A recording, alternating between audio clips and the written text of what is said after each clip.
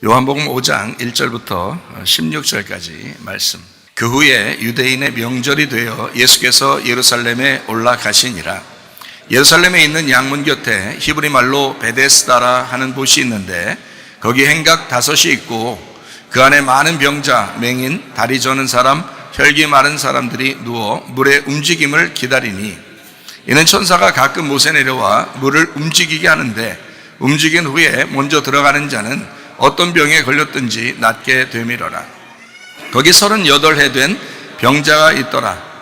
예수께서 그 누운 것을 보시고 병이 벌써 오랜 줄 아시고 이르시되 네가 낫고자 하느냐? 병자가 대답하되 주여 물이 움직일 때에 나를 못에 넣어주는 사람이 없어 내가 가는 동안에 다른 사람이 먼저 내려가나이다. 예수께서 이르시되 일어나 네 자리를 들고 걸어가라 하시니 그 사람이 곧 나아서 자리를 들고 걸어가니라. 이날은 안식일이니 유대인들이 병나은 사람에게 이르되 안식일인데 네가 자리를 들고 가는 것이 옳지 아니하니라.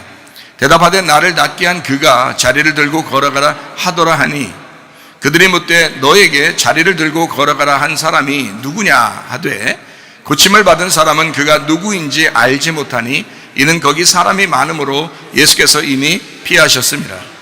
그 후에 예수께서 성전에서 그 사람을 만나 이르되 보라 네가 나았으니 더 심한 것이 생기지 않게 다시는 죄를 범하지 말라 하시니 그 사람이 유대인들에게 가서 자기를 고친 이는 예수라 하니라. 그러므로 안식일에 이러한 일을 행하신다 하여 유대인들이 예수를 박해하게 된지라. 베데스다 연못이 있습니다. 이 베데스다라고 하는 것은 여러분이 잘 알듯이 베이트 헤세드라는 이름이에요. 베이트라는 말은 집이라는 말이고 헤세드라는 말은 자비, 긍휼, 사랑이라는 말입니다. 그게 헤세드라는 말이에요. 그래서 자비의 집이다, 긍휼의 집이다, 사랑의 집이다 이런 말입니다. 그러니까 우리 교회가 율법의 집이 아니라 자비의 집이 되셔야 되겠죠. 그래서 베데스다가 되어야 합니다. 베데스다 연못에 가면 물을 만나는 게 아니라 베데스다 연못에 가면 예수님을 만나셔야 되는 거죠. 그러니까 핵심은 뭐냐면 베데스다 연못이 핵심이 아니라 베데스다 연못에서 나를 만나시는 예수님이 핵심인 거죠. 그러니까 중심이 누구냐 하는 거죠. 베데스다 연못이 중심이냐 아니면 예수님이 중심이냐. 여러분과 저는 예수님이 먼저 중심이 되셔야 합니다. 베데스다 연못에 왔어요. 여러분도 교회에 왔어요. 교회 안에 중심이 누구냐면 예수님이십니다. 여러분이 이곳까지 와서 말씀을 통해서 예수님을 만나지 못하면 안 되는 거죠. 이 사람은 자기를 베데스다 연못에 넣어줄 사람을 기다렸어요. 베데스다 연못에 넣어줄 사람을 기다렸어요. 그러니까 예수님 만약에 느닷없이 와가지고 이 사람을 들어다가 물속에 집어 던져버리면 아마 물속에 넣어주는 사람이 예수님이겠죠. 그러나 예수님은 그런 것이 베데스다 연못이 아니다라고 하는 것을 깨우쳐 준 거죠. 내용을 알려주신 겁니다. 베데스다 연못에 와서 너는 겉으로 계속 물속에 들어가고 싶어 하는 그런 마음을 가졌겠지만 진짜 베데스다가 누구냐면 나야. 그래서 예수님 자신이 자기가 베데스다로 오셨다라고 하는 것을 알려주는 거죠. 그러니까 베데스다라는 베이트 헤세드라는 말은 사실 베레시트나 마찬가지인 거죠. 다시 말하면 하나님의 집 안에서 있는 태초라는 것입니다. 그것이 이 연못이라고 하는 것에 들어가야 해결되는 게 아니라 예수라는 베레시트를 만나야 해결되는 거죠. 그래서 베레시트라는 이 베데스다를 만나야 이 해결되는 이 문제를 이 사람은 물에 들어가게 하는 사람, 나를 도와주는 사람이 필요했으나 예수님은 자기 자신이 베데스다였다라고 하는 것을 가르쳐 주는 거죠. 그래서 예수님이 이제 그 뒤에 말은 그런 말 없었는데 이런 말을 하고 싶었을 거예요. 야, 너 물속에 그렇게 들어가고 싶었지? 내 안에 푹 빠져라. 내가 베데스다야. 내 안으로 푹 들어와라. 내가 너를 안아주겠다. 이 사람은 예수님에 대해서 알아요, 몰라요? 아는 사람이었어요, 모르는 사람이었어요? 모르는 사람이었어요. 예수님을 모르는 사람이었어요. 그냥 베데스다만 알고 있었어요. 거기에 물이 동하는 것을 기다리는 그 물속에 들어가면 뭔가 있겠지라고 하는 그렇게 기다리던 사람이었어요. 예수님은 몰랐어요. 그게 이제 성경 구절에 쭉 나와 있죠. 이 사람이 그가 너를 낫게 한 사람이 누구냐, 널 걸어가게 한 자가 누구냐라고 얘기하죠. 이 사람이 전 모르는데요. 모르는데 나선 거예요. 여러분, 병 고침은요 사실 몰라도 낫을 수 있습니다. 여러분, 예수를 몰라도 병은 낫을 수 있어요. 문제는 병을 낫고 그냥 갈 것이냐, 아니면 예수를 알고 갈 것이냐. 이 사람은 예수 몰라도 병은 낫았어요. 생각을 해보시라고. 그러나 핵심, 그 중심은 누구냐면 예수님이라고요. 병을 치료하시는, 치료가 문제가 아니라 치료자이신, 그 창조자이신 예수님이 중심이었다고. 그러므로 베데스다만 만나고 가시 마시고, 여러분도 교회만 왔다가 목사만 만나고 말씀만 듣고 이렇게 가시는 게 아니라 예수를 만나셔야 합니다. 여러분 개인적으로 예수를 만나셔야 돼요. 나는 정말 예수를 사랑하는가? 나는 정말 예수 없이는 못 사는가? 깊이 한번 생각해 보셔요. 예수 없이도 사는 사람 많죠. 예수 없이도 그냥 난 살아갈 것 같은데, 아니요, 교회 오면은 아유 설교 말씀 들으니까 아유 아닌데 예수님 없이 못 살아요. 그러고 집에 가면 어때요? 다 자기 뜻대로 살아요. 왜냐하면 예수 없어도 사는 거예요. 저도 그럴까봐 늘 주님 생각을 합니다. 저도 혹시 그럴까봐, 저도 예수 없이 그냥 막 살아갈까봐 늘 주님 생각 먼저 해요. 자꾸 교회 생각하고, 자꾸 주님 생각하고, 자꾸 말씀을 들여다보고. 왜냐하면 내가 혹시 벗어나면 안 되니까, 그 중심에서 벗어나면 안 되니까. 나는 예수님에게 푹 빠진 사람이 돼야 되니까.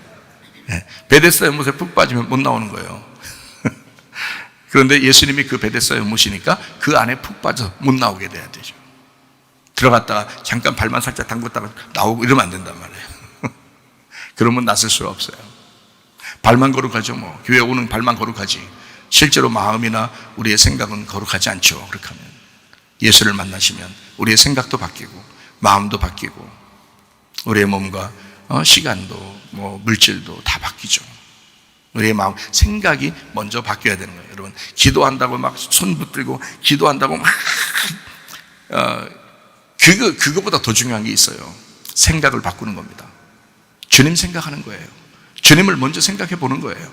나는 정말 주님 없이는 못 사는가? 나 다른 거 다 놓쳐도 예수님 한 분이면 되는가라고 생각을 해보는 거예요. 자기가 자기를 한번 생각해 보는 거예요. 막 기도하라는 거 아닙니다. 막 기도하면 물론 그러다가 갑자기 무아지경에 들어가면서 갑자기 무슨 응답이 올 수도 있겠죠. 그러나 그거보다 더 중요한 것은 평상시에 내가 생각을 해보는 거예요. 나는 정말 예수님만 사랑하는가? 아니면 내 남편을, 내 아내를, 내 자식을, 내 부모를, 내 돈을, 내 재산을, 내 생명을, 내 시간을 더 사랑하는가? 아니면 예수님을 진짜 더 사랑하는가? 그걸 생각해 보는 거예요. 그거 심각하게 금식하거나 심각하게 처리할 필요 없어요. 생각해 보면 되는 거예요. 생각해 보면 알아요. 아, 내가 정말 주님 한 분으로 만족하는 사람인가? 다른 거 다 놓쳐도 되는가? 다른 거 다 놓쳐도 예수님 한 분이면 되는가라고 여러분이 생각해 보는 거예요. 어렵지 않습니다. 누구나 다 주님을 찾을 수 있어요. 누구나. 그런데 자기가 안 찾는 거예요. 찾고 싶지 않은 거예요. 괜히 예수님 잘못 붙잡았다가 다 잃어버릴 것 같으니까. 예수님 잘못 붙들으면 다른 거 다 놓칠 것 같으니까 겁이 나잖아요. 그러니까 자기가 죽을 뻔 해봐야 알아. 아이고, 다 놓치는구나. 어차피 다 놓치는 거였구나. 그러면 이제 그때부터 이제 겁이 없죠. 에휴, 그래, 주님 한 분으로 내가 붙들고 살아야지 하는 그 마음이 들어온다고요, 이게. 그럴 때 깊이 생각을 하게 되죠, 주님을. 그럼 죽기 전에 이미 회개하고 하나님 앞에 주님을 깊이 한번 생각해 보라고 말씀을 여러분에게 증거하면, 이거는 목사의 말이 아니라 주님의 말씀이라고요. 그럼 주님께서도 여러분에게 그렇게 질문하실 거 아니겠습니까? 너 나만 사랑하느냐? 아니면 내 재산에 탐닉을 하느냐? 내 재산을 욕심내는 거냐? 아니면 넌 나를 사랑하는 거냐? 너 나랑 결혼했을 때 내 재산을 보고 결혼한 거냐? 아니면 나를 사랑해서 결혼한 거냐? 라고 주님이 물어보실 거 아니겠습니까? 교회 와서 베데스다 연못에 그냥 문만 담그고 있다가 가는 사람이 아니라 예수를 만나는 사람이 되셔야 된다고. 예수가 중심이 돼야 된다고. 여러분 심령 속에 예수가 중심이 돼야 된다고. 다른 어떠한 것보다도 예수가 중심이 돼야 된다고요. 그러면 겸손해집니다. 그러면 겸손해져요. 순종하게 되고 겸손해지죠. 근데 그냥 자기도 모르게 막 속에서 울컥울컥 뭔가 자기를 좀 알아줬으면 좋겠죠, 여러분. 그런 생각들이 막 들죠. 가정에서도, 교회에서도, 직장에서도 자기를 좀 알아줬으면 좋겠죠. 좀 안 알아주면 안 되나요? 좀 안 알아주면 안 되나? 예수님은 자기가 치료해주고 엄청나게 막 치료를, 야, 자리를 들고 일어나 걸어가라. 38년 동안 누워 있었는데 세상에 탁 들고 자리를 들고 막 걸어갔어요. 얼마나 놀라운 일입니까? 뒤에 걸어가는 그 사람 뒤에서 예수님이 쳐다보고, 야, 난 예수야. 난 예수야. 기억하고 가. 이렇게 했겠냐고요. 안 했다고요. 그 자리를 피하셨습니다. 자기를 알리려 하지 않았습니다. 그런데 이 사람은 자리를 들고 걸어갔어요. 자기가 누가 나를 고쳐줬는지도 몰랐어요. 나중에 알았죠. 그가 예수님이었다는 거죠. 나중에 알았어요. 그러니까 병치료는 예수를 안 믿어도 사실 치료받아요. 그러나 치료받고 안 받고가 중요한 게 아니라 우리 속에 예수님을 내가 진짜 사랑하는가, 나 예수님을 아는가, 예수님을 내가 진짜 알고 있는가, 이게 중요한 거라는 거죠. 네. 여러분 속에 진실을 알기를 바랍니다. 요한복음 5장에 지금 2절에 나와 있는 베데스다가 있어요. 이 베데스다 연못에 지금 왔어요. 사람이 왔는데 거기 계속 거기 있었다는 얘기죠. 거기에 누워 있었다. 거기 베데스다라는 곳에 누워 있었거든요. 3절 한번 봐봐요. 3절을 보면 거기에 그 밑에 이렇게 칸이 있죠. 이렇게 칸. 물의 움직임을 기다리니 칸이 있는데 그 칸이 4절까지 돼 있어요. 그 4절까지 돼 있는 그 칸은 어떤 사본에는 없다고 나와 있습니다. 그러니까 이제 설명하기 좋기 위해서 써놓은 거예요. 거기다가 설명하기 좋게 하려고 그 안에다가 이제 집어넣은 거예요. 이거는. 자, 어쨌든 거기서 이제 사람이 어떻게 되냐면 3절에 보니까 누워 있었다 그랬어요. 누워 있는 사람은 특징이 뭐예요? 이렇게 누워 있으니까 옆으로 이렇게 누워 있어요. 여러분 죽으면 세워놓고 해요?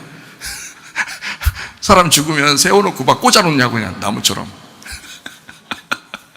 아니죠. 죽으면 이게 특징이 뭐냐면 이렇게 누워 있는다는 거. 이게 특징이에요. 죽으면 누워 있어요. 여러분 제발 누워 있어야 됩니다. 제발. 아니 죽어서 누워 있으라는데 자꾸 서 있어. 자꾸 서 있으니까 자기가 죽은 사람인데도 불구하고 자꾸 서 있는 거예요. 죽은 자를 뭘 좀 알아달라고요. 여러분 죽은 자는 말이 없는 거고 죽은 자는 누워 있으니까 안 알아줘도 되는 거거든요. 주님, 내가 교회 왔습니다. 나 죽은 자예요. 누워 있어요. 아무것도 못 하겠어요. 자, 거기에 누워 있는 사람들, 이 누워 있는 것, 이것이 죽은 거란 말이에요. 이 사람들은 다 죽은 자들이다. 병자, 많은 병자, 맹인, 다리 저는 사람, 혈기 마른 사람들이 누워 있었어요. 38년 된 병자도 뒤에 있었어요. 예, 꼿꼿하게 서 있었어요? 아니죠. 누워 있었습니다. 이 사람도 38년 된 병자도 누워 있었어요. 그러니까 주님이 누워 있었으니까 일어나서 네 자리를 들고 걸어가라 그러지. 꼭 서 있는 사람 보고 예수님이 어차피 서 있는 사람인데 일어나서 걸어가라 이렇게 하진 않을 거 아니에요. 그죠? 누워 있었다고. 다 누워 있었다고. 한마디로 말하면 다 죽은 자예요. 광야에서 죽은 자. 38년 된 그 광야에서 죽은 자예요. 그 사람들이 주님을 기다리는 것입니다. 주님을. 그러니까 베데스다 연못이 그 사람들은 진짜 겉으로 보이는 몸을 고치는 그 장소인 줄 알았지만 예수님은 생각하기를 예수님은 자기가 베데스다였던 거예요. 그래서 자기라고 하는 베데스다가 거기에 온 거예요. 베데스다. 사람들이 모르고 있었으니까. 껍질만 알고 있으니까.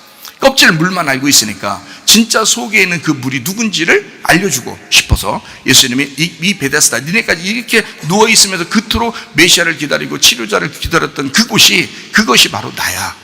예수님은 자기가 베데스다라고 하는 것을 소개하는 장면이에요. 요한복음 5장에. 자, 베데스다 연못에 와가지고 이제 고침받은 이 사람이 있잖아요. 근데 언제 고침받았어요? 언제 고침받았어요? 월요일날? 화요일날?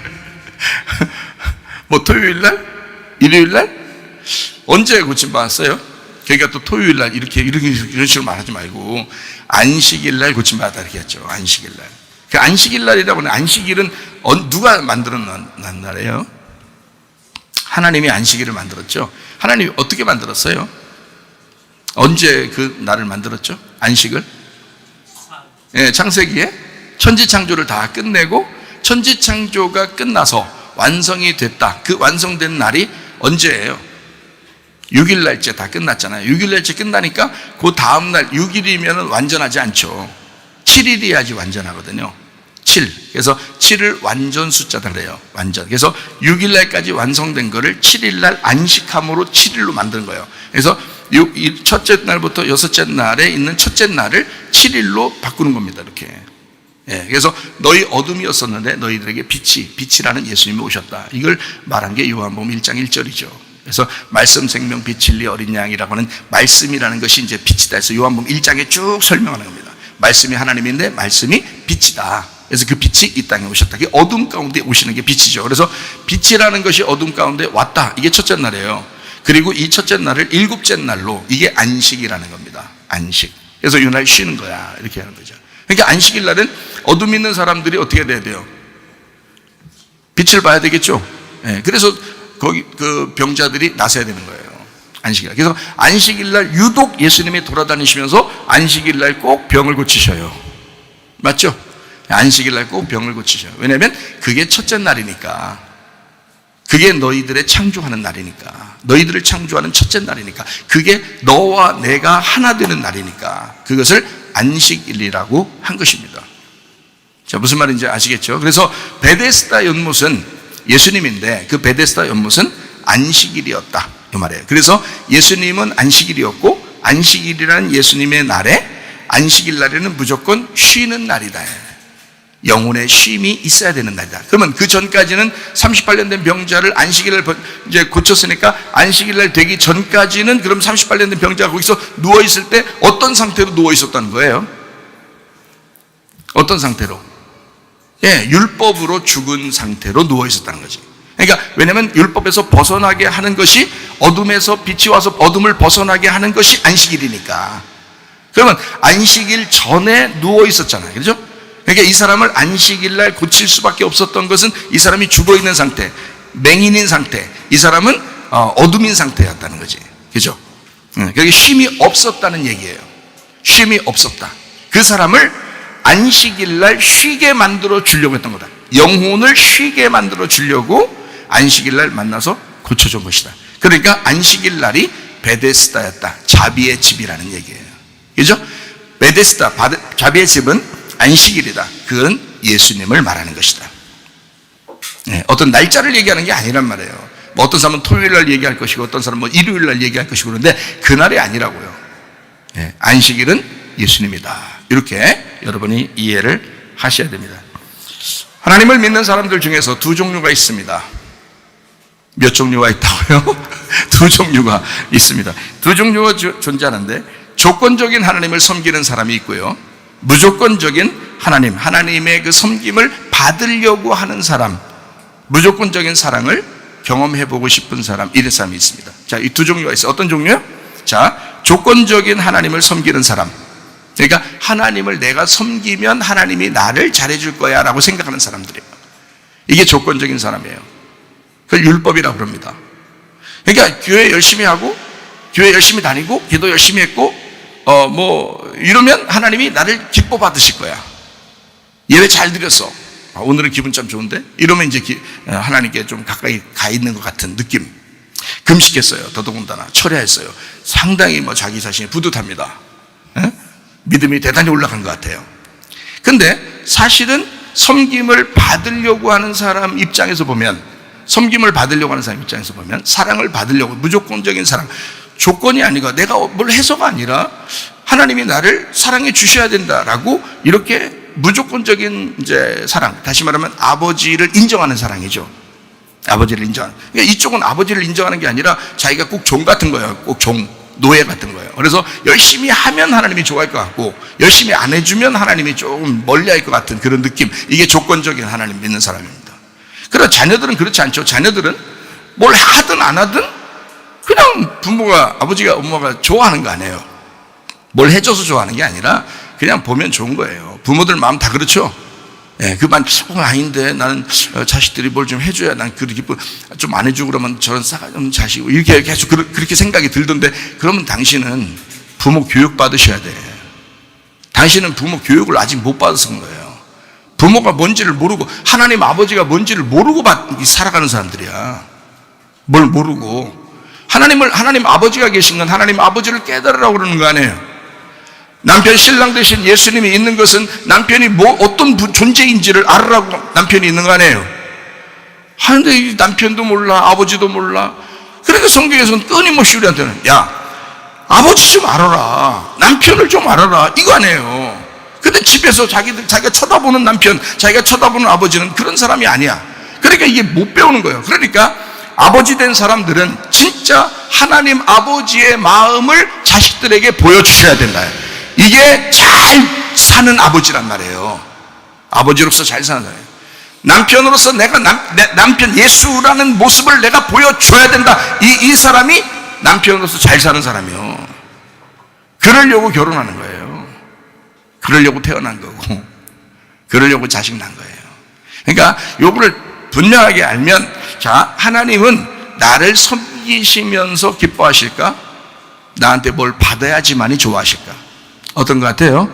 좀 이상하지, 그죠? 예, 여러분이 생각했던 걸 바꿔야 된단 말이야. 생각을 바꿔야 해요. 아, 주님, 나 생각을 바꿔 주시옵소서. 나 오늘부터 금식에 들어갑니다. 생각을 바꿔 야, 그냥 생각 바꿔. 그냥 그렇게 생각하지 말고 말씀 들으면 아, 저게 하나님 말씀이구나 하고 그냥 들으시란 말이에요. 무슨 쉽죠? 어렵지 않습니다. 우리 보고 언제 하나님이 야, 니네 금식만 해야 돼, 그럼 난 너 좋아할 거야, 너 뭐 열심히 철회해, 그러면 내가 좋아할 거야. 언제 그럽니까 하나님이? 그렇지 않아요. 이건 율법적인 거란 말이에요. 그거는 조건적인 율법적인 거란 말이에요. 잘 몰라서 그런 거예요. 하나님은 우리를 섬기시려고, 하나님의 섬김을 우리가 받기를 원하시는 분, 그래서 무조건적으로 사랑해 주기를 원하시는 분이 우리 하나님 아버지십니다. 그러니까 요거를 조건적인 하나님을 내가 믿고 있느냐, 아니면 무조건적인 하나님을 믿고 있느냐. 자, 나는 섬기려고 하나님을 앞에 나왔느냐, 나는 섬김을 받으려고 나왔느냐. 여러분 가만히 앉았는데 말씀을 계속 섬기잖아요. 목사님이 계속 말씀을 전해주잖아요. 이 말씀으로 양식을 주고 요리를 해서 막 주는 거거든요. 이게 제가 요리해 드리는 거예요. 하나님으로부터 하나님이 요리를 해서 주시는 거예요. 여러분에게 밥을, 자녀들을 밥 먹여야 되니까, 밥 먹여야 사니까. 일주일에 한 번씩 드셔요. 그러면 안 돼, 배고파.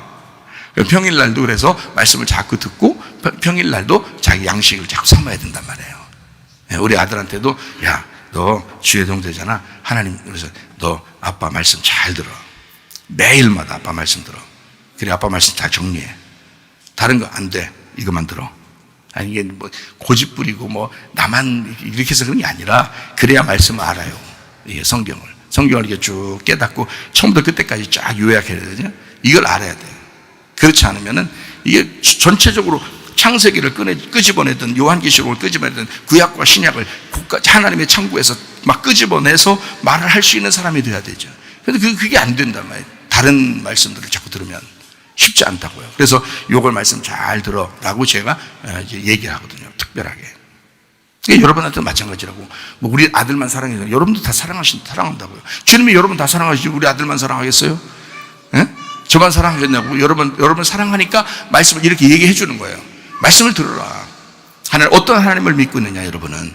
조건적인 하나님 믿고 있느냐, 무조건적인 하나님 믿고 있느냐. 잘 들어라, 여러분.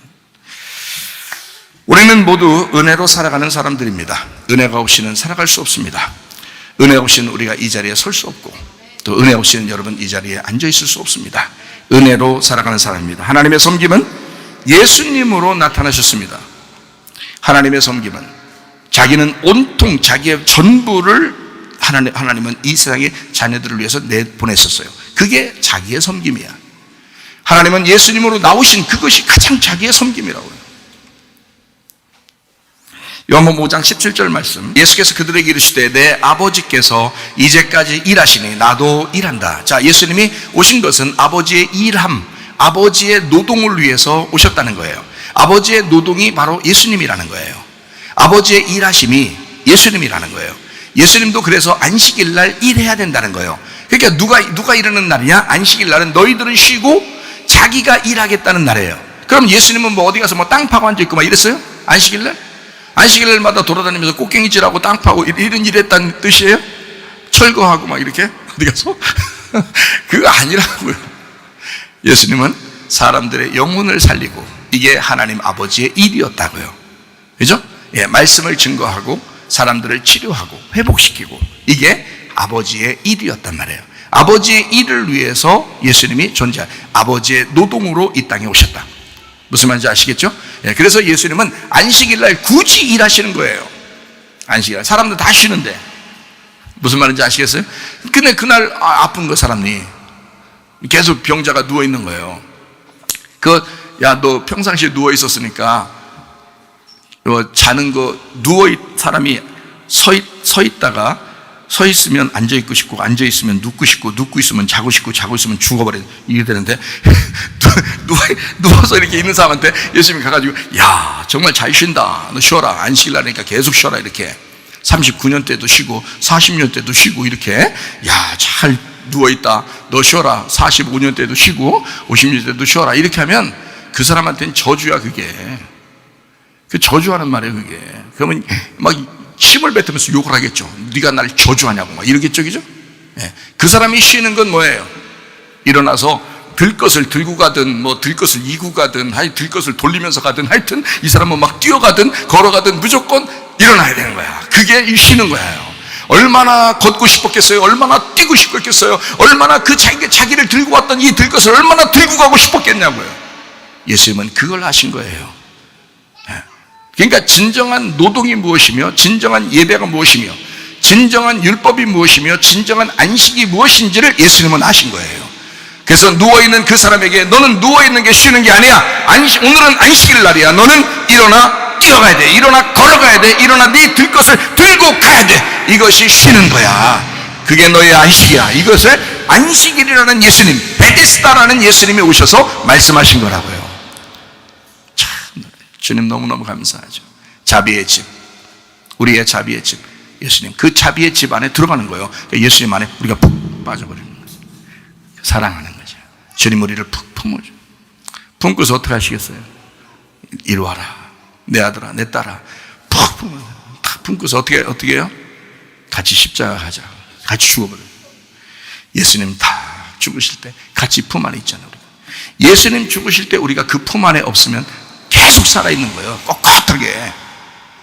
영적으로 죽어 있으면서도 자기가 사는 것처럼 꼿꼿하게 서서 막 사람들한테 꽉꽉 막 고집 부리고 자존심 부리고 교만하고 그렇게 사는 겨. 아무도 안 알아줘요. 너 죽을 때 되면 얼마나 후회스럽겠어요. 인생을 그렇게 사는 게. 얼마나 자기가 헛되게 사는 걸 그 죽을 때 보면 알지 않겠어요? 여러분, 나는 주님 앞에 갈 때 내가 죽어도, 하나님, 내가 정말 잘 살다 왔어요. 나 행복했어요. 나 교회에서 생활하면서 너무 행복했어요. 주님, 내가 주님을 위해서 살다 왔어요. 이래야지. 잠깐만요. 나 좀만 더 살게 좀 안 돼요? 내가 다시 회복할게요. 그러면 늦은 거야. 여러분, 미리 죽으셔요. 미리 죽으시라고요. 예수 그리스도가 죽자고 할 때 같이 그 품에 들어가서 같이 죽어버리시라고. 그러면 죽을 때까지만 딱 하면 어때? 그 다음 어떻게 한다고 했어요? 하나님이 살리신다고요. 살리시겠지. 그거 생각도 하지 마. 그걸 살리시겠지 이러면서, 그럼 내가 이게 지금 잠깐 죽으면 살리시겠지. 어느 날 대체 정신 차려. 우리 송고사님이 그러더라고. 나이 먹으면 다 정신 차리고 살아야 된다고 그러더라고. 그러더니 딴 데다 전화할 걸 나한테 전화했더라고, 밤에. 내가 그래서, 전사님, 어제 나 다 정신 차려서 살아야 된다며. 어디다 전화하려고 했어요? 복지관이요? 복지관에 전화하려고 왜 나한테 전화해? 나 깜짝 놀랐잖아. 또 원사님 또 어떻게 된 줄 알고. 정신 차리셔야 되겠죠? 그렇디야. 정신 차리셔. 여러분, 죽으면 거기까지야. 그러면 하나님이 우리를 살리셔요. 그러면 되는 거야. 그럼 마음이 편안하잖아. 죽어도 평안하고 살아도 평안하고. 근데 사람들이 자기가 조금 너무 살려고 그래. 마태복음 11장 28절부터 30절까지 말씀. 수고하고 무거운 짐진 자들아 다 내게로 와라. 내가 너희를 쉬게 하리라. 나는 마음이 온유하고 겸손하니 나의 멍에를 메고 내게 배우라. 그리하면 너희 마음이 쉼을 얻으리니 이는 내 멍에는 쉽고 내 짐은 가벼움이라 하시니라. 자, 진짜 가벼워서 그럴까요? 진짜 쉬워서 그럴까요? 아니에요. 주의 일은 힘듭니다. 힘들지만 쉽다는 거예요. 왜? 주님이 함께 하시니까. 주님이 일하시니까. 그럼 우리는 어떻게 해야 돼? 주님께 내 모든 걸 맡기는 거예요. 기도로 맡기는 거예요. 그러면 주님이 일하시는 거예요. 그러면 쉽다는 거죠. 내가 열심히 그 예수님의 일을 내가 하려고 그러면 너무 힘든 거죠. 근데 예수님이 내 일을 맡아주시면 그러면 쉬워지는 거예요. 그래서 쉽다고 하는 거예요. 예수님이 하시겠다니까. 내가 너를 섬겨줄게. 그러면 쉬울 거야. 근데 왜 자꾸 네가 하려고 그래? 그건 힘들 거야. 이렇게 되는 거죠. 그러니까 그렇게 힘들잖아? 나한테 와. 내가 다 해줄게. 그래서 말씀으로 돌아오시면 그 말씀 안에서 여러분이 더 쉼을 얻을 수가 있습니다. 또 쉽게 일이 이루어집니다. 이상하게. 어렵게 되던 것도 갑자기 쉬워질 수가 있습니다. 그렇게 일이 되면 좋죠. 우리가 하는 노력으로는 하나님을 만날 수가 없습니다. 우리가 노력한다고 만나는 게 아니고 무조건적인 아가페 사랑으로 그 아들 예수님이 이 땅에 오셔서 우리를 만나 주시면 만나는 겁니다. 38년 된 병자는 예수님이 올 때까지는 계속 누워 있었어요. 자기가 누구를 만나고 싶고 누구를 찾아가고 싶고 해도 못 만났어요. 할 수가 없으니까 주님이 찾아오셔야 되는 거예요.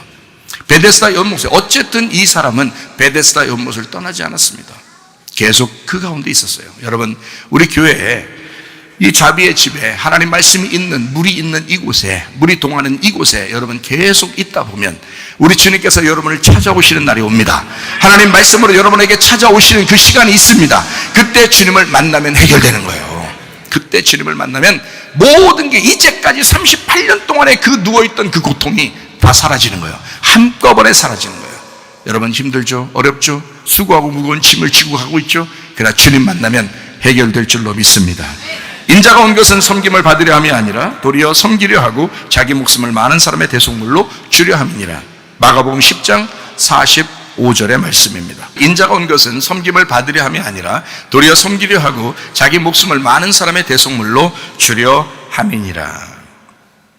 요한복음 5장 14절 말씀, 그 후에 예수께서 성전에서 그 사람을 만나 이르되 보라 네가 나았으니 더 심한 것이 생기지 않게 다시는 죄를 범하지 마라 이렇게 했습니다. 자, 이 사람이 그러니까 쉬지 못했고 어려웠던 이 모든 것들은 그렇게 병나서 누워있을 수밖에 없었던 원인은 무엇일까요? 죄였습니다. 그게 죄였어요. 그러니까 여러분이 생각할 때 나 지난번에 어떤 죄 졌는데 그것 때문에 우리 집이 이렇게 된 거 아니야? 그것 때문에 또 이렇게 아픈 거 아니야 내가? 그것 때문에 뭔가 뭐가 껴가지고 그런 거지 뭔가 이렇게 이상하게 잘 안 되는 거 아니야? 주님이 그러시겠어요? 주님이 그런 식으로 하겠어요? 아니죠. 네가 38년 동안 이게 광야 가운데 누워있고 거기서 예수님을 만나는 게 아니라 이 물 속에 들어가려고 했던 그 자체가 죄라는 거예요. 자, 38년 동안 거기 누워있는 사람이 뭔 죄를 졌겠어요? 여러분 생각을 해보시라고 한번. 아니 열심히 금식하거나 철회하지 말고 생각을 하라 했잖아요. 38년 동안 이 사람이 거기 누워있어요. 옆에 누워있어요. 그것도 베데스다 연못이요. 해마다 그 기적이 일어나는 그 장소야. 거기에 쭉 누워있는데 뭔 죄를 졌겠어 거기 누워서. 38년 동안 40년 50년 지나도 그 사람이 뭔 죄를 짓고 돌아다니고 있어요. 누워서. 생각해 보세요. 가만히 생각해보니까 그렇죠? 생각을 해보면 이해가 되는 거란 말이에요. 생각을 해보면. 생각을 안 해. 생각도 안 하고 그냥 성경도 피지도 않고 덮어놓고 믿어. 이게 덮어놓고 믿는 게 아니라 피고 믿고 말이에요. 생각 좀 하고 믿어. 생각도 안 하고 믿고 그렇게 하면 되냐고 생각을 해봐야 될 거 아니에요. 이 38년 된 병자의 죄는 뭐였다고요? 예수 못 만난 게 죄란 말이에요. 예수를 못 만나고 베데스다 연못에 들어가려고 했던 그게 죄란 말이에요. 예수 만나는 게 의로운 거예요. 예수 만나는 게 죄가 사함받는 거예요. 예수 만나면 해결되는 것입니다. 다른 게 없어요. 교회 나왔다고 해서 여러분 교회 나왔는데 오히려 죄인일 수 있다. 왜요? 예수 만날 예수 중심의 사람이 아니라 자기 중심의 사람이면서 여전히 예배를 드리고 있는 거. 베데스다 연못에는 나와 있지만 예수를 못 만난 거, 그게 죄라고요. 그러니까 주님께서 이렇게 말씀하시죠. 다시는 죄를 범치 마라. 다시는 죄를 범치 마라. 이렇게 되지 않도록 다시는 죄를 범치 마라. 다시 말하면 베데스다 연못의 내용이 누구인지를 깨닫고 살아라는 거예요. 교회 나온 이유를 알고 예배드리라는 거예요. 예배 이유를 알고 예배드리라는 거예요. 영과 진리로 예배드려야 된다. 거기에 하나님은 찾으시느니라. 네가 예배를 찾으러 가는 게 아니야. 네가 하나님 찾으러 돌아다니는 게 아니야. 네가 하나님을 찾으러 돌아다니는 게 그게 죄야. 하나님이 여러분을 찾아오셔야 되는 거예요. 영과 진리로 예배 드린 자를 우리 하나님은 찾으시느니라. 요한복음 4장에 말씀하는 것입니다. 영과 진리로 예배하는 자를 우리 하나님은 찾으시느니라. 우리가 찾는 거 대단한 거 같죠, 여러분? 그렇지 않아요. 그게 오히려 죄가 될 수 있다고. 주님은 네가 이토록 38년 동안 여기에 있었지만 이 자비의 집은 너를 자비를 베풀려고 있는 예수 그리스도를 소개하려고 한 거야. 그러니까 내가 이 장소에 왔지. 사마리아 여자는 우물가에 예수님이 찾아갔죠. 우물이 그를 구원했어요. 계속 물 들어갔었는데 우물이 그 여자를 구원했냐고? 아니라고요. 예수가 만나니까 구원받는 거예요. 예수가 만나니까. 여러분 교회 계속 왔다고요? 말씀 계속 듣는다고요? 우물물을 계속 듣는다고요? 구원 있습니까? 그게 아니에요. 예수가 여러분을 찾으셔야 된다고. 예수가 여러분을 찾으셔야 된다고. 그런 예배를 드리셔야 된다고. 영과 진리의 예배를 드리셔야 합니다. 요한복음 5장의 베데스다, 자비의 집이라는 이름을 가졌지만 자비가 없는 곳, 1등으로 들어가려는 치열한 경쟁만 있던 구약의 베데스다가 있었습니다. 1등만 낳는, 1등만 기억하는 이 더러운 세상, 뭐 누가 그러대. 요즘 이름값 못하고 경쟁만 하는 신앙인들이 많습니다. 이름값 못하고 경쟁만 하는 교회들도 많습니다. 교회 사람이 얼마네? 응? 뭐 우리 교회는 얼마나 크네? 뭔데 그게? 그게 뭔데? 진짜 예수 만난 사람이 몇 명인가? 진짜 예수 만난 사람이 있는가? 지도자는 헷갈리지 아니하고 이 시대에 진짜 예수를 만난 사람인가?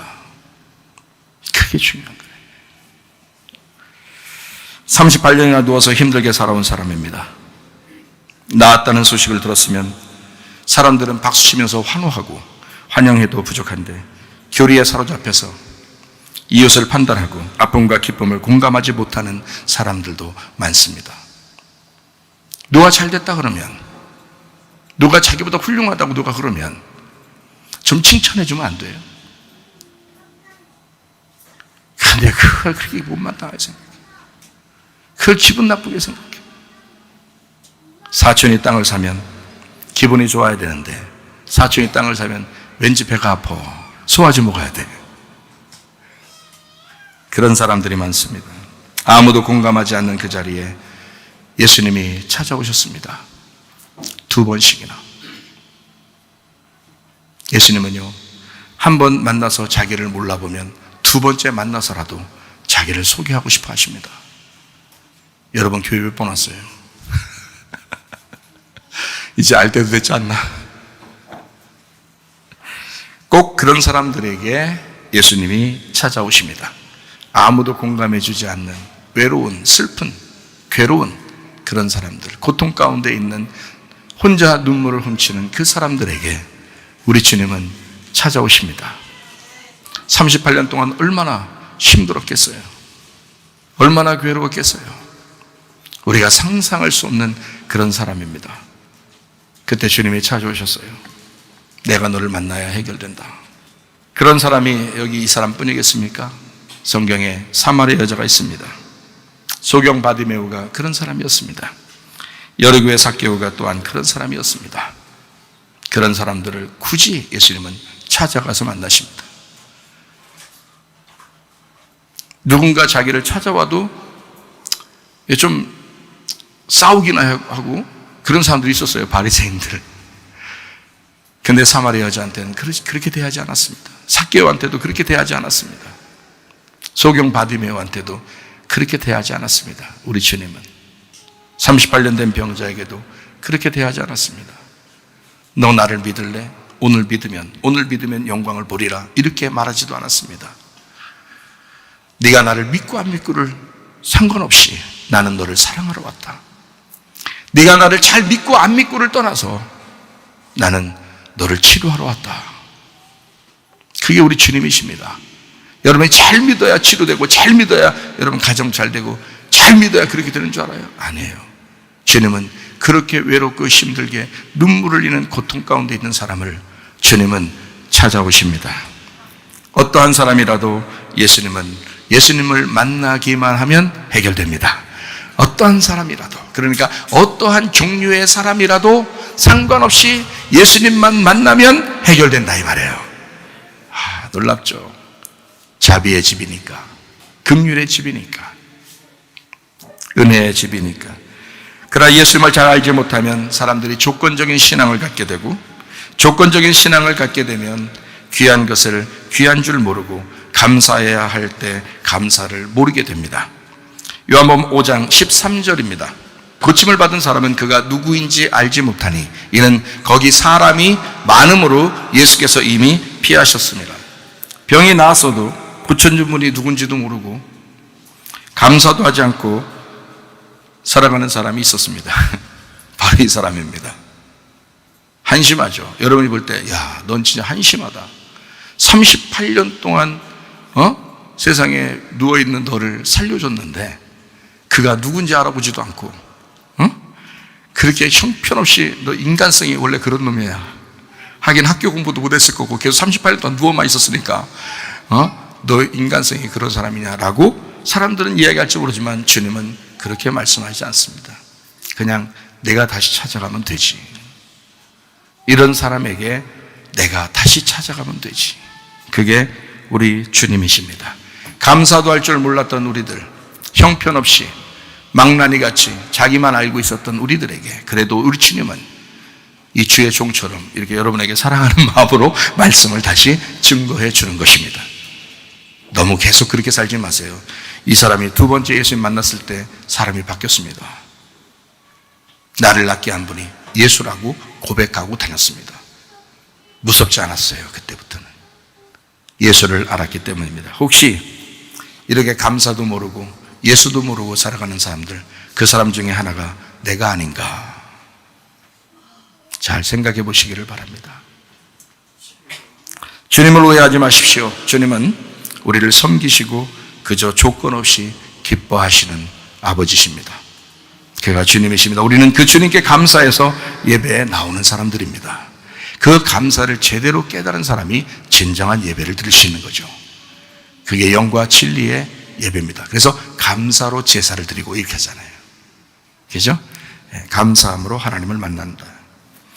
요한복음 4장을 한번 보겠습니다. 요한복음 4장 46절부터 있습니다. 예수께서 다시 갈릴리 가나에 이르시니 전에 물로 포도주를 만드신 곳이라 왕의 신하가 있어 그의 아들이 가버나움에서 병들었더니 그가 예수께서 유대로부터 갈릴리로 오셨다는 것을 듣고 가서 청하되 내려오셔서 내 아들의 병을 고쳐주소서 하니 그가 거의 죽게 되었습니다.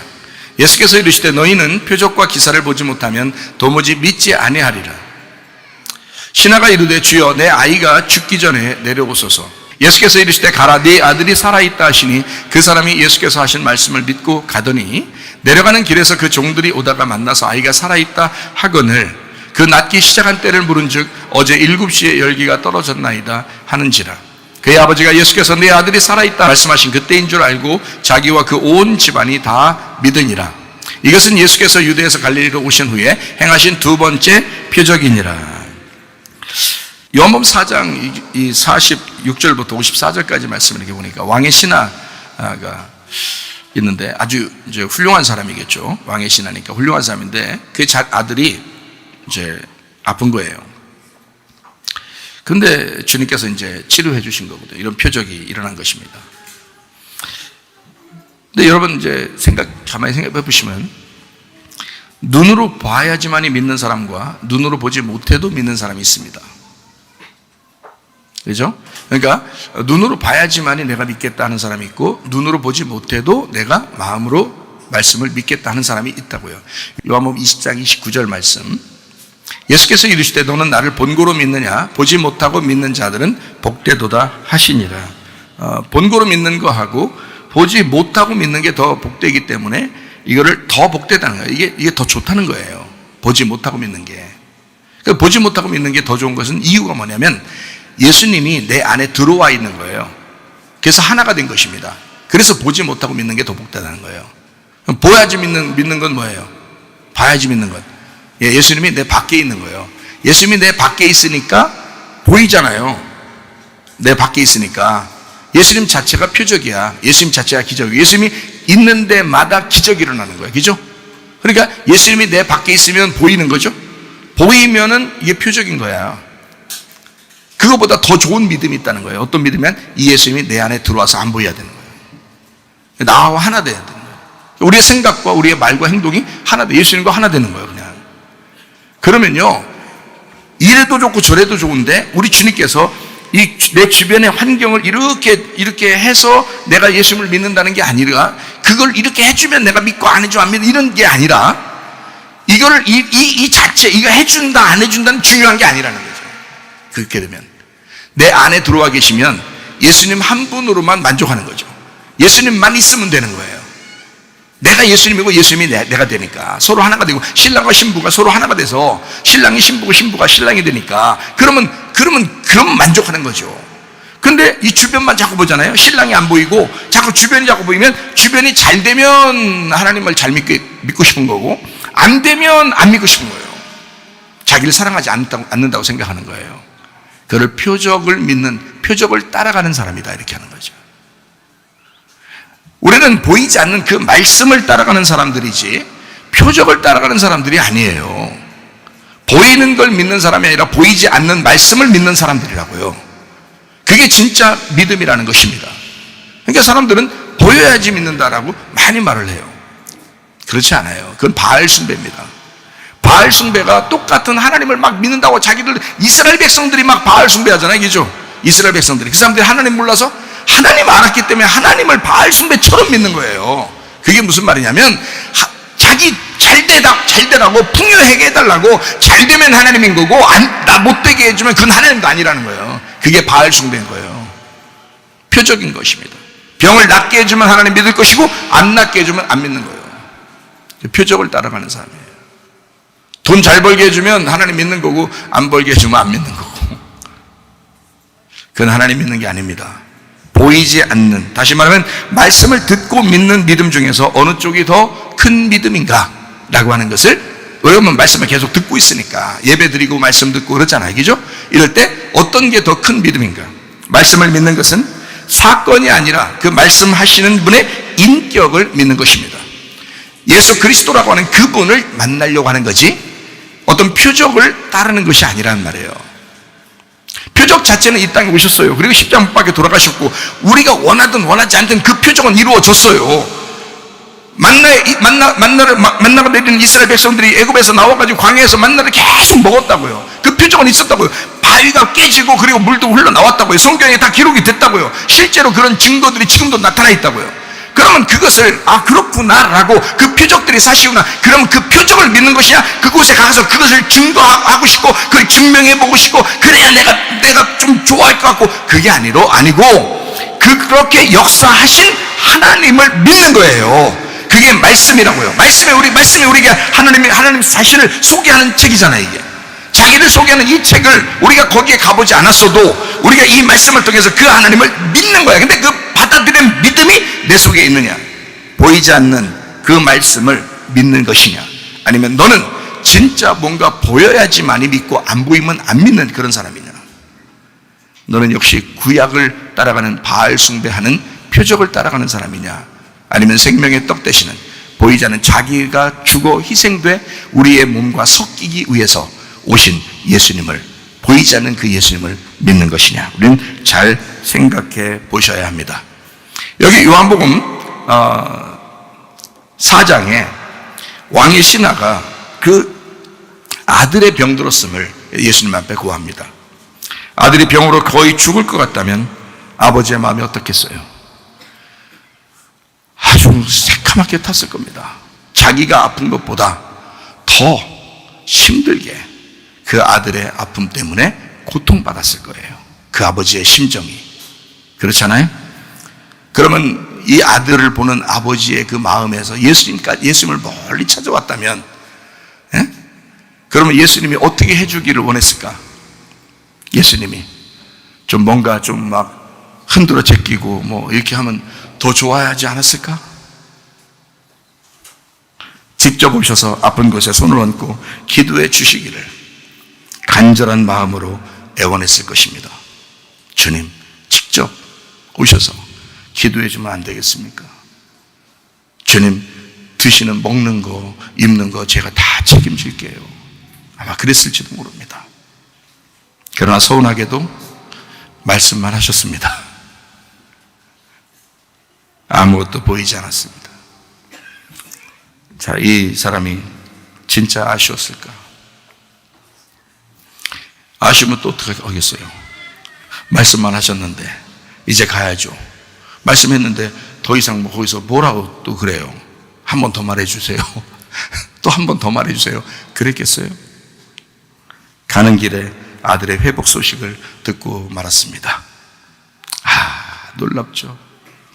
예수님이 그리스도이심을 알아가는 것이 곧 믿음입니다. 여러분, 믿음이라는 건 주님을 알아가는 거예요. 처음부터 다 알지 못했어요. 예수님을 완전히 알지 못했어요. 예수님의 표적을 구하던 이 사람도 아들의 소식을 듣고야 진짜 그분이 예수님이었구나. 말씀에 기초한 믿음으로 무장돼서 있는지 우리 자신을 점검해 봐야 합니다. 우리는 정말 말씀으로 살아가고 있는가? 아니면 보이는 표적을 따라 살아가는 바알 숭배하는 자들인가? 아니면 진짜 말씀을 따라 살려고 하는 주님 인격을 그 자체를 내 안에 품고 살아가려고 하는 사람인가? 주님이 이 땅에 오신 목적을 잘 알아야 합니다. 주님은 우리로부터 섬김을 받으려고 오신 분이 아닙니다. 분명하게 아시죠? 주님은 오로지 우리를 섬기려고 오신 분이십니다. 그거를 정확하게 알고 가야 은혜 받은 사람입니다. 은혜라고 하는 건 내가 해서 받는 게 아니죠. 내가 안 했는데 받는 걸 은혜라고 그러는 것입니다. 구원도 은혜로 받았죠. 우리의 살아가는 생활도 은혜로 살아가셔야 합니다. 은혜 없이는 우리가 설 수 없고 은혜 없이는 앉아있을 수 없는 사람들, 그게 바로 교회입니다. 부모가 자녀를 위해서 식사 준비하고 모든 것을 챙겨주면서 부모가 행복해합니다. 음식 차려주면서 반찬 그릇 던져버리고 밥 한 개 팍 받아 탁 받아 이런 식으로 하는 부모 봤어요? 숟가락 던지고 젓가락 던지고 야 잘 받아 먹어 이런 식으로 하는 부모 없다고요. 정성스럽게 밥을 하고 정성스럽게 반찬하고 숟가락 젓가락에서 다 차려주고, 그리고 아이들은 이제 뭐만 하면 돼요. 아이들은요 그렇게 차려주고 나서도 우리 애기들, 여기 교회 애기들 보니까 밥 먹이는데 보니까 부모들이요 애타 보니까 우리 집사람도 애기들 밥 먹이는데 보니까 애타 그냥 한 입이라도 더 먹게 하려고, 한 입이라도. 애들 또 안 먹는데야 그렇게 주면 또 안 먹어 잘. 그래서 던져놓고 그냥 야 니네 먹든지 말든지 그러면 애들 엄청 잘 먹어. 또 그런 애들끼리 또 참 이게 말 안 들어. 이게 염소 새끼들이 있는가 말이에요. 양들은 말 잘 듣는다는데 염소는 말 안 듣는다는데 애들이 밥 먹으라면 안 먹고 먹지 말라고 그냥 딴 데 던져놓으면 그럼 그거 다 또 막 먹고 희한해 이거야. 그래서 막 밥을 먹이려고 한 숟갈이라도 더 먹이려고 그래. 근데 어느 날 얘가 이제 봐줘. 응? 우리 집사람한테도 봐준다고 자기가 어느 날 밥을 많이 먹어줘요. 어느 날 반찬도 막 먹고 밥도 막 먹습니다. 그러면요 그거 애기 밥 잘 먹었다고 좋아해서 그냥 그러더라고요. 자, 부모가 자녀가 밥을 잘 먹어주면 기뻐하면 기뻐요? 기뻐요. 부모는 열심히 차려주고 말이에요. 자녀들은 열심히 맛있게 그냥 맛있는데 그 말 한마디 해봐요. 그 다음날 반찬 또 달라져. 왜? 자녀들에게 먹여주고 싶은 거예요. 부모는 그렇게 섬겨주고 싶은 거예요. 그게 부모니까. 우리 주님은 더 그러지 않겠는가? 우리 주님은 더 그러고 싶지 않겠는가? 주님을 제발 오해하지 말기를 바랍니다. 요한복음 4장에 생수를 주러 오신 분이 예수님이십니다. 섬기러 오신 분이 예수님이십니다. 교회를 잘 섬기시기를 바랍니다. 제발 교회를 잘 섬기시기를 바랍니다. 그 말하니까 또 아니 목사님 계속 주님이 날 섬기신다면서 날 또 교회를, 여러분 보세요. 주님이 여러분을 섬겼으니까 그게 너무 감사하잖아요. 그럼 여러분 어디 섬기겠어요? 여러분 어디 가서 길거리 돌아다니면서 땅 파고 다니고 그러겠어요? 그거 아니라고. 교회를 섬기는 거라고. 우리는 나도 은혜를 받았고 주님에게서부터 섬김을 받았으니 나도 교회를 섬기는 거란 말이에요. 이해가 돼요? 여러분도 주님의 은혜를 받고 너무 감사하면 교회를 섬기는 거예요. 그래서 교회를 위해 충성하는 거라고요. 사람들이 착각하더라고. 자기 집구석을 위해서만 사는 사람들이 많더라고요. 그거 아니라고. 하나님의 집구석도 있다고요. 하나님의 집구석이 바로 교회라고요. 교회를 섬기면서 기뻐하는 겁니다. 우리는. 하나님은 우리를 섬기면서 기뻐하시고요. 우리를 구원을 주고 치료를 하시고 우리를 회복시키시고 하나님 우리를 섬기시면서 전적으로 기뻐하시고 우리는 교회를 섬기면서 기뻐하는 겁니다. 요한복음 4장에 보면 생수를 주러 오신 분이 바로 예수님이셔요. 이 여자는 생수를 그동안 몰랐어요. 그냥 우물물만 떠먹었어요. 그런데 그 자리에 그 우물의 장소에 그 교회의 장소에 물이 있는 그 장소에 주님이 오셨어요. 진짜 생수가 나야. 그래서 거기서 내가 너에게 줄 게 있는데 내가 주는 것을 네가 먹으면 참 좋을 텐데 그 내가 주는 생수를 먹어야 돼. 그 생수가 뭘까요? 하나님이십니다. 그 생수 대신 하나님이셔요. 예수님은 이 땅에 오셔서 하나님을 주고 싶었던 거예요. 그 여자에게 너는 이제까지 우물물을 들어왔지만 나는 너에게 나를 주고 싶어. 하나님을 주고 싶어. 하나님이 뭐예요 그럼? 하나님 뭐예요? 말씀. 하나님은 말씀. 그러니 말씀을 주고 싶었던 거야. 하나님이 여러분을 섬기시는 방법은 뭐냐? 말씀을 주고 싶은 거야. 종을 잡아 돌려서라도 말씀을 주고 싶은 거예요. 그게 하나님의 섬기심입니다. 여러분 뭘 섬기겠어요? 여러분 이제 더 이상 하나님을 어떻게 막 그게 아니잖아요. 그런 말이 아니죠. 하나님은 여러분에게 말씀으로 섬기시고 여러분은 교회를 섬기는 겁니다. 교회를 사랑하는 거예요. 하나님은 여러분을 사랑하시고 여러분은 교회를 사랑하는 거예요. 그 교회가 주님의 몸된 교회니까. 이해가 되시겠습니까? 주님의 몸된 교회, 섬기는 교회, 여러분이 사랑해야만 하는 그런 교회, 여러분과 제가 소속된 이 교회를 끊임없이 후회 없이 사랑하다가 주님 만나시기를 바랍니다. 희망과 영이 괴로울 때에 주님께서 위로해 주시고 성령의 불로 태워주시니 주 앞에 나라 기도합니다. 나의 정결케 하옵시고 나의 눈을 뜨게 하사 성령의 불로 태우사 날 정결케 하옵소서. 내 모든 것 주님께 드리니 영원토록 늘 함께 하시고 내 마음을 정결케 하시사 주님 홀로 다스려 주소서. 날 정결케 하옵시고 나의 눈을 뜨게 하사 성령의 불로 태우사 날 정결케 하옵소서. 우리 한 목소리로 기도하겠습니다. 하나님 앞에 기도할 때 우리 하나님 나를 정결케 하옵소서. 내가 다른 것 쫓아가고 주님 잃어버리는 사람 되지 않도록, 다른 거 다 잃어버려도 주님 잃어버리지 않는 사람 되게 해달라고, 오직 주님 만나 주님과 동행하다가 주님 나라에 갈 수 있도록 하게 해달라고. 우리 하나님 우리 가정을 구원해 주시옵소서. 우리 가정을 치료해 주시옵소서. 우리 가정을 섬겨 주시옵소서. 주의 말씀을 만나는 가정 되게 하옵소서. 기도합니다.